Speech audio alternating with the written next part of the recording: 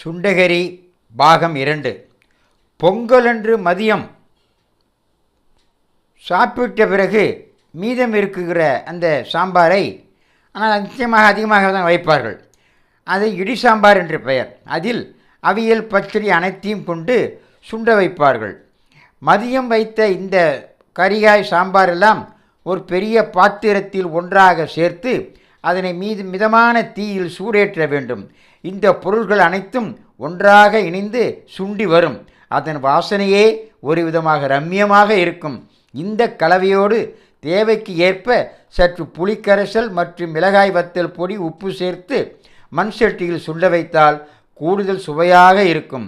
இதை பொங்கல் சாதத்தோடு தொட்டு சாப்பிடும்போது தேவாமிர்தமாக இருக்கும். இந்த சாதம்தான் மறுநாள் மதிய உணவே. உருண்டை உருண்டையாக உள்ளே போகிறதே தெரியாமல் நாம் ருசித்து சாப்பிடுவோம்.